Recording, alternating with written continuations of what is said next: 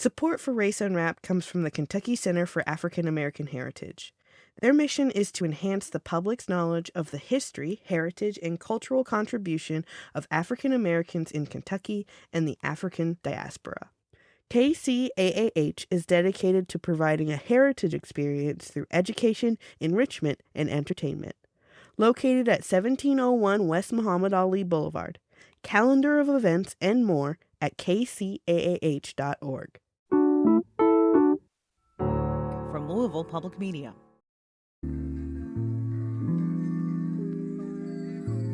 Welcome to Race Unwrapped. I'm Michelle Tyreen Johnson. This season, we've been talking to people who create art. But as some of them have said, art needs an audience. People who receive it and let it change how they think and feel. So today, we're talking to someone whose role it is to create an environment where folks can bear witness to art. Onaje Henderson. He's a co-owner and curator of ZuCot Gallery, which is a Black art gallery in Atlanta, Georgia. And we're going to talk about the world of fine art and who decides what art. You get to see it all. Onaje, thank you so much for joining me on Race Unwrapped. Thank you. Thank you for having me. Yes. So as you may or may not know, this season is on art as protest. And most of the people that I've talked to this season, and a couple more that I have left, are working artists. But I knew when I did this, planned out the season, that I wanted to talk to a curator. I wanted to talk to someone whose position was being a person who helped bridge between artists and people who like art. Right. Right. So tell me a little bit about your gallery. How old is it? You're in Atlanta, correct? Yes, we're in Atlanta. Yeah, tell me a little bit about it. So we're the largest African American art gallery in the Southeast. We specialize in original works of art by living artists of the African diaspora. And we like to concentrate on the narrative. And so artists can tell their story. And we're here to share that story and create this relationship with the collective where they become the custodian of culture. And now it's their responsibility to pass it down from there. We've been doing it here for about 15 years. And prior to this, my brother and I, Onaje Henderson, we would use our corporate dollars to rent out gallery space to do exhibitions. And so we then met our business partner, Troy, about 15 years ago and decided to do good together. Nice. So you said, I had read an article that talked about people being custodians of the culture. Now, I took that to mean that you were saying that you all who have the gallery were the custodians of the culture. It sounds like you're saying that the people who buy art from you all are the custodians. Is that correct? Yes. So what do you mean by that exactly? So when you think about once the responsibility of history, in our history, in particular in respects to African Americans or art from the African diaspora, who's telling the story about us? We have a responsibility to collect those things and then pass that down for generation to generation. And I think that as a custodian culture, just in general, if you're collecting anything, you have a responsibility to that. And so when someone asks what this piece means, you don't soften a narrative because you don't like the way it sounds. Mm-hmm. You do, or you pass it down with the intent that the artist meant to create it in, and which may model a time, a perspective, but it's their truth, and it's your responsibility now to pass that down. You know, you made me think about how much differently you look at art than an artist who creates it, right? Because the artist who creates it, I mean, I'm a writer, so you're only creating in that moment. Mm-hmm. You might be thinking about the moment, past the moment, but not much longer. It sounds like you're talking about legacy, artistic legacy. Yes. Is that true? Yes, I am. But a lot of times when you talk to artists, when they think about their legacy and their voice, they really do care about what's being said and how they're saying it, and want to make sure that people far past our existence will understand what was happening. Like, they are literally recording our experiences here. And if we can't get it at this point from most mainstream media anymore, who's telling the stories? How do we know things even happened? It's through art. By the way, I I know that you're in your gallery, and I got to say, I think it's a cool sound, that gallery echo. I don't know if my co-producer who's going to be putting this together agrees with me on that, but I'm sitting here enjoying the echo. And it's not an echo; it's just it's that sort of somber sound you get when you're in a art gallery or a museum. That sort of that like hush that's just Yes. sort of right there. Your training is in engineering. How does that get you to owning an art gallery? It's funny. Engineers are problem solvers. My business partner, Troy Taylor, is an aerospace engineer. My brother Omari is a chemical engineer, and I'm a mechanical engineer. Wow. But in our background, my father's one of the artists in the gallery, Aaron Henderson, who's also an electrical engineer. Ha! I love it. And my father has been painting since he did his, I think he did his very first oil painting at the age of 12. And he's been painting ever since. And so art has just been part of his life. When my brother and I got our scholarships to Tuskegee, my dad looked at my mom and said, "Hey, so this is now I'm done with corporate." And he left corporate to do the art business full time, and started doing more exhibitions and things like that. And when we graduated from college, called my brother. I said, "I think it's time for us to take over the business." And so knowing that we come from a family full of entrepreneurs as well, but also being around art our entire lives. And our parents always made sure we were fully immersed in the arts, whether it be plays or dance or any type of expression we were part of. We were going to the High Museum on Saturdays here in Atlanta. We were going to galleries. We were going to all the different cultural festivals. So we've always been around this. And so in getting out of school and looking around, the very first thing I bought after my house was a painting. And my friends were laughing at me. I had a old beat up Sentra at the time. I'm about 6'4", and said they were like, "Why did you not buy a car first?" And I realized too that there was something important. There's an importance that's there that we've always recognized. And if you position it properly, everyone else understands it too, right? And so that led us down this path. And gosh, I was 23 at the time that we did our very first exhibition here in the city, and I'm 47 now. So it's been a while.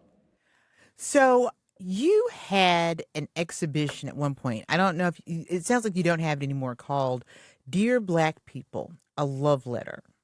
Tell me about that, because that sounds really fascinating.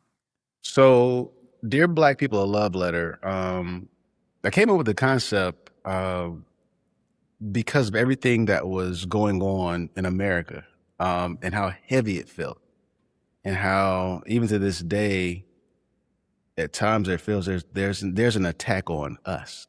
And with the erasure of all things Black, with museums closing, and with, it's like, what is happening? And so I think in a time like this, it's also important that we remember who we are and who we've always been.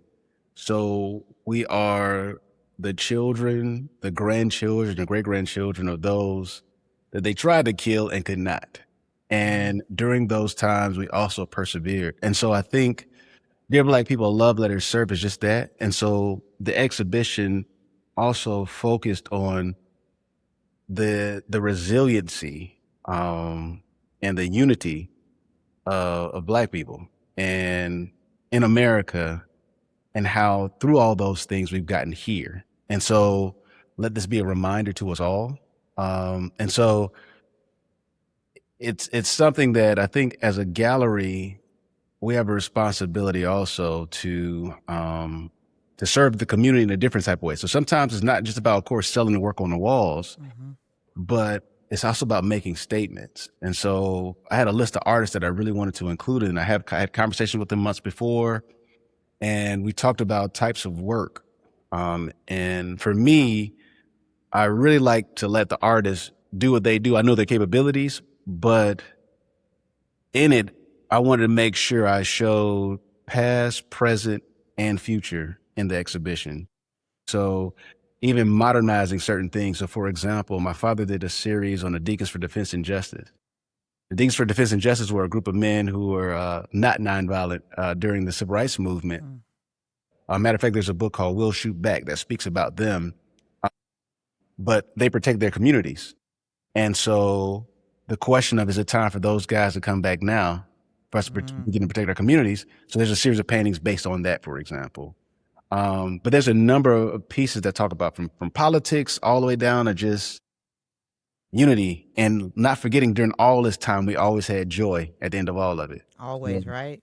So Always. it's all centered in all of that as well. So, and one thing about the gallery, we always say we're very much so an unapologetically Black space, but where everyone is welcome. It's just that our stories will be the center of conversation in this space, the same way other conversations are centered around other groups of people in other spaces. And what it makes you realize, though, is how many spaces that exist that do not have that or us in mind. So true. And yet people can get some kind of way, as you know, as Black folks can say, when you point that out. Like I have said, I'm a playwright in addition to my day job. And I've said in talkbacks, like, I write Black plays for Black people. That's cool. If you're not Black, I'll take some money. I'll take your money. I'll take the theater's money. I'll take the audience's money. But understand that my plays aren't centering anybody but Black people. Exactly. And it's just funny to see how people can be very uncomfortable with that in a society where, like you said, Black and brown people are rarely centered. Ever. Yeah. Outside of their own home. Exactly. And without it being some type of serious intent behind it. Right. And even then we have to question what the intent is. And so I think that in that space, it really challenges what we see. Part of the gallery, we also have a nonprofit here called the Art Brothers Foundation. And so we do field trips with young people here. And so I really do believe, like, you can get the most honesty out of children. And so they'll come in and see a piece. You may see I remember watching these two children look at a piece, and this little Black girl says, "She has hair like mine." And recognizing that she had never seen anything in public that looked like her ever, anywhere, right? But it also, her little friend, a little white girl, was like, "That is you. That is your hair." And it's like the innocence and recognition of seeing one another that happens at that age. And it's so important that we exist for that very reason. And I had one of the mothers actually thank me afterwards. And she says, "You know what?" She says, "Our students really need this." And then she says, "You know what, though?" She says, "Just as much as she needed that," she says, "my children need to see this too." So they understand that they're not necessarily always the center of conversation. And I think that's the energy that we want to bring to every single exhibition and every time we open our doors. I love that. So I know that you help corporations select art and art installations for their buildings. Okay, now tell the truth, just between the two of us, like nobody else, so just us two. Do you sometimes kind of try to sneak some protest art, up into these corporations, like you know what I'm saying? What's funny is that I think for companies sometimes just having a Black face up in general is a protest, right? Well, I was thinking that. I was thinking that you could have like a photo or a painting of the loveliest, prettiest, most beautiful. I mean, look at all this whole controversy about Helen of Troy and being played by Lupita, who's like one of the most beautiful women ever. Right. But certain folks are like, well, she's not white, so how beautiful could she be? It's that canon. It's that canon that we're all also we're taught that from a very young age, right? So we see that all the time. We're always seeing that or feeling this amount of pressure of comparison that you'll never be able to meet because you're just not that. And even where does it even come from, right? And so with companies, a lot of times we're asking them to live that diversity proposition. So basically what I'm doing is I'm taking what they're saying that they say their company is, what their values are. And I'm saying, okay, let's show it on the walls. And so now that's really a challenging thing now because you said you believe in this. Right. Now, I'm just saying, put it up on the wall so everyone else to know that you believe in this too. And I think part of this business in general is just figuring out how to say things to get to the actual human in people. Mm. So once all the biases, some of the racist ideology, some things that have been taught to us, once you can bring that up in a way, and you have to figure out the way because everyone doesn't speak the same language. But once you do that, I'm not just challenging your own system. So if you say, this is what we believe, and I'm like, okay, well, that says what you believe. And they're saying, wait a minute. Now I can ask you, well, what's the problem? Mm. And so those allow us to have various conversations. Yeah. And it allows us to respectfully challenge some ideas.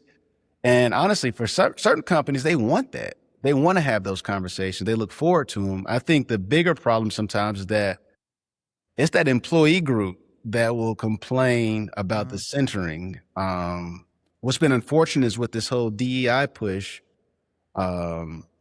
is how quickly these companies laid down. I think, and how easy it was for them to be like, look, we can't do it anymore. And it's like, you can. And so, Right. I think that the thing that they're not begging on is the fact that we have memories and we will not forget. I'm not going to mention the company because that would be inappropriate. But let's just say there's a certain company that everybody should look to as the model of what happens when people feel like you played them, Exactly. like you cared about their money and you cared about representation for various groups, and the second it was an issue, then it's like, you know what, never mind. Yes, yes. And we see you. And we see you. And I'm this is fresh in my mind because I pulled over into a parking lot of said company just yesterday to look something up on my phone because I didn't want to do it while I was driving. And I was like, man, I don't think they anticipated this parking lot being as empty No. as it is. So, yeah. And you know what you're talking about, it sounds like, is art as a value Yes. system, right? Like that's what you're talking about when you're talking with companies about how they're going to show art. They're telling you what their value systems are, so to speak. Right. They are. They are. And even in your home though, like what you hang on your walls is a reflection of who you are. So if I came to your house and you're not there, what can I learn about you? And I think Yeah. we don't think about it as deeply at times, but even before we had our nice jobs and everything else, our grandparents had photos up and quilts up. You could learn a lot about your family just by what was on the walls. And so I think sometimes even in that push for success, we have left some of those cultural elements that were so important to who we are behind. And it's time that we pick those things back up. You're a little young to remember this, but I remember when I was super young myself, how everybody seemed to have on those walls those velvet pictures of what King and the Kennedy brothers. And I it's one of those things where at the time I didn't get how important that was. Mm-hmm. But now as an adult, I can look back and go, oh man, folks who didn't have a lot of money Yes. were making a real big statement by just putting that up. Yes. Like, what I believe. When you come in my house, you know who I am and what I believe. And I think that's so important because at this point too, my safety is a concern, right? And my wife's safety is my concern. My future children safety is my concern. And it's like, if I go into your house and I see something I don't like, you don't have to worry about us ever coming back because I know what you believe, right? I know what you think. I know how you feel. And I think, I just think that we have a responsibility to the next generation as they're burning books and banning books and everything else to tell the story. And so we understand who we come from, where we come from, and we're not being told something else that makes other people feel good. Boy, I know, and I saw a story yesterday about them. You can fill in the blank on who the them is Mhm. having in Philadelphia the all reference to slaves in the original White House. Like they like literally took them off the walls, put them in a truck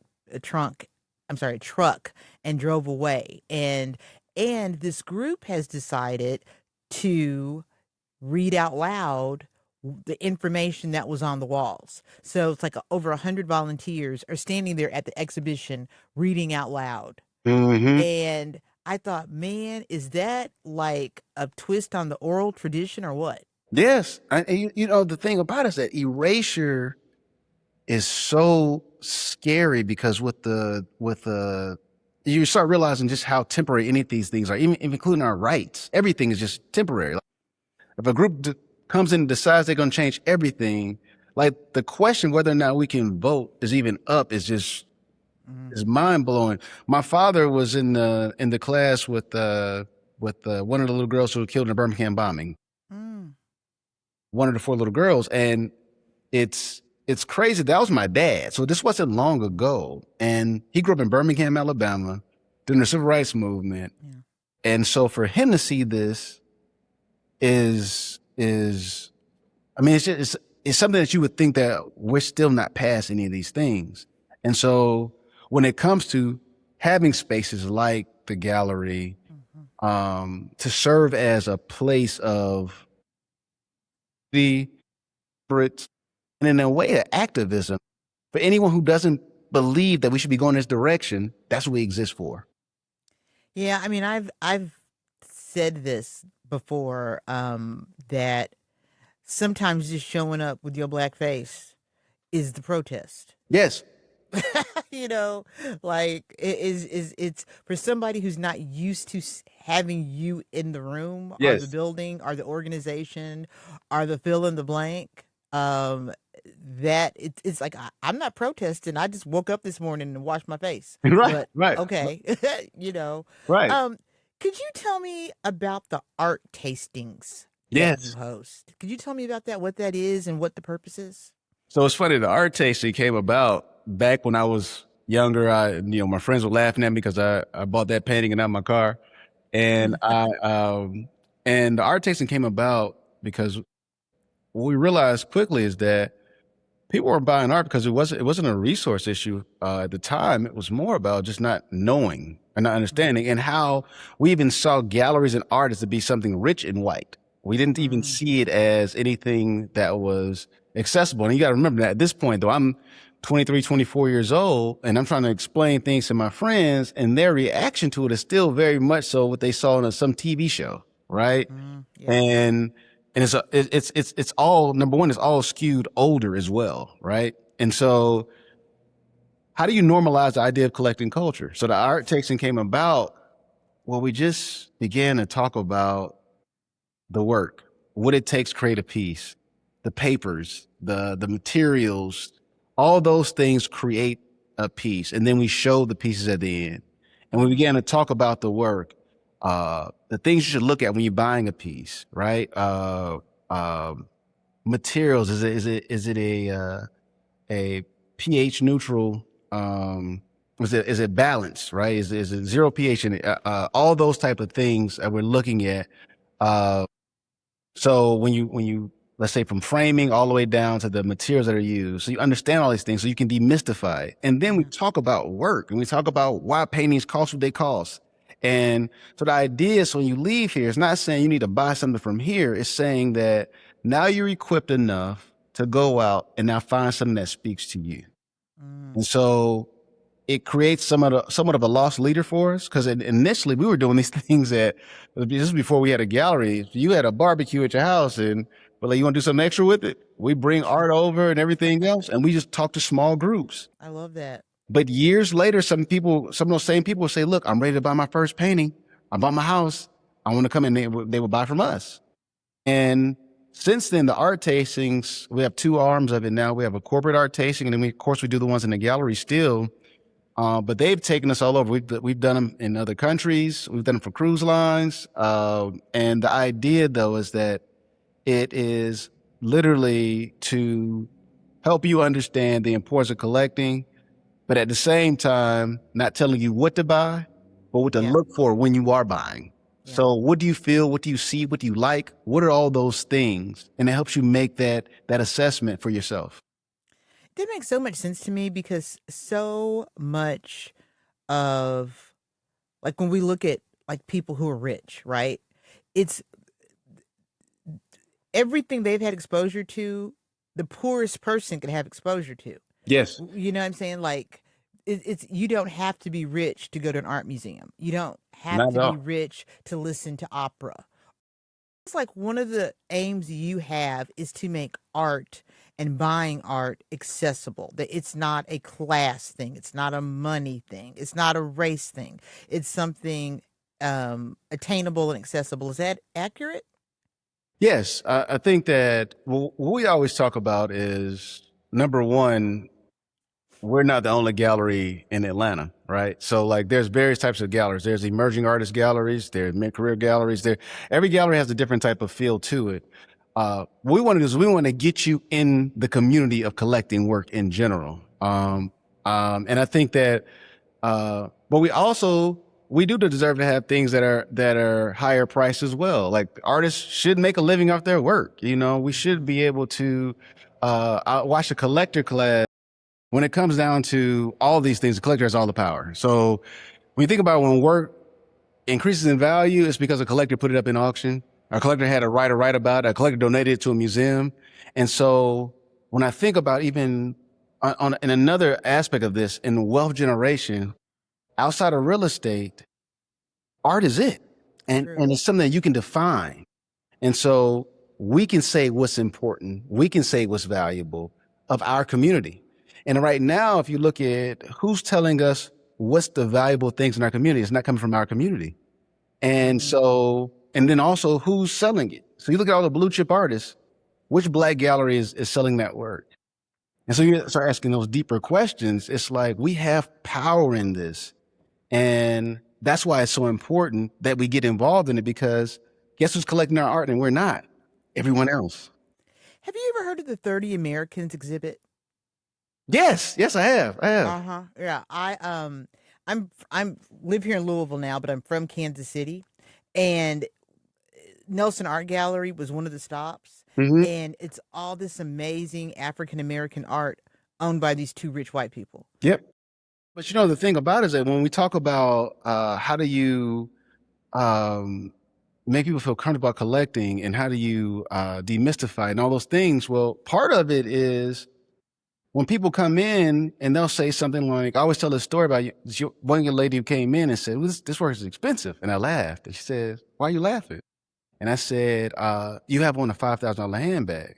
And she looked down, she looked back up, and she said, she smiled, and she said, I have 3 more of these at the house. She said she never thought about it in the same context as art. So the value to her in this handbag, based off of what we're told is valuable in society, had more weight than this painting that cost, at that time, maybe half the price of that one bag. And so That's so interesting. So what happens is when you can actually put it into terms that people actually understand, it creates a different type of conversation. Now it's like, oh, so this is, to whatever I already have in my closet already, right? Or this is one of those things. And it's like, so it opens up your mind. So now when that same client gets promotion, she still may buy a bag, but she may buy a smaller bag and a painting now, right? And it's just a way to see these things. And she loves collecting now, and she loves the work that's in her home. And so it's not the type of thing where I'm saying, shame on you for doing X. I'm saying, consider this also, right? And typically what happens for us is that we wait a lot of times in society for validation from outside the community before we actually see value in those things. So we'll watch the things we create amassed value that then we can't even afford, and it came from us. Say that louder for the people in the back, because well, look, what is the ultimate black way of putting it? Show be right, okay? It's like, and it's so funny that you talk about the handbag, because any one of my mother's handbags, just name one, Yeah. is worth more than literally every bag I have ever bought in my life put together. And I bought a lot of purses, but I ain't buying fill in the blank versus. And yet, if I were to say to her, "Why don't you buy a piece of art to put on the wall?" and she has a nice house, her and my stepdad have a nice house, she'd look at me like I was crazy. But this is also why I tell people that if you ever see me walking around with a Louis Vuitton, the first thing out of your mouth should be to offer your condolences for the loss of my mother. But anyway, I digress. So the very last thing that I want to ask you, and I'm asking all the guests this, is it's what we call the popcorn question, because we're going to put together like a playlist. What is your favorite? It doesn't have to be one or two. What is your favorite protest song? This is difficult because my father did an entire series of paintings based on the lyrics of Negro spirituals. Oh, wow. So I like, if you remember Fight On, Hmm? Fight On. There's, let's see, Nina Simone, of course, and Mississippi Goddamn. Yeah. But there's a number of the spirituals that they would sing. There's one where it says, "Before I be a slave, I'll be buried in my grave." Yeah. Yep. I know that one. There's so many songs that deal with these things. I think for me, even if you say protest songs, I think about, like, even up to now, like Fight the Power, right? Yeah, that's one of my favorites too. Right, Yes. right. Yes. But there's so many, and I think that the overall meaning behind them is all the same, in regards to our persistence in freedom, fairness, equality, whatever you want to call it, and also just being seen as human, and being treated as such. Yeah. Onaje, this has been a great conversation. I have really appreciated this. Thank you for your time. Thank you for your energy. And thank you for sharing your art with us. Thank you so much. I really do appreciate it, and I look forward to you coming to ZuCot Gallery when you get a chance. Yes. I know. Even though Atlanta isn't that far from Louisville, because of the traffic in Atlanta, it feels like it's 2 continents away. Once you get in the city, you'll be fine. Just get downtown, you'll be okay. All right. All right. Now you're giving me something to aim to do. Big thanks to Onaje Henderson for the great conversation. We put a link to ZuCot Gallery in our show notes, and I'm excited to say that the next time we're talking about a topic near and dear to my heart, craftivism, knitting and crocheting, y'all. I'm Michelle Tyreen Johnson. Thanks for listening to Race Unwrapped. Race Unwrapped is produced by Michelle Tyreen Johnson for Louisville Public Media. Music by Allison Cross. Our executive producer is Laura Ellis. For more information, to contact us, or to support Race Unwrapped, visit raceunwrapped.org. Support for Race Unwrapped comes from the Kentucky Center for African American Heritage. Their mission is to enhance the public's knowledge of the history, heritage, and cultural contribution of African Americans in Kentucky and the African diaspora. KCAAH is dedicated to providing a heritage experience through education, enrichment, and entertainment. Located at 1701 West Muhammad Ali Boulevard. Calendar of events and more at kcaah.org.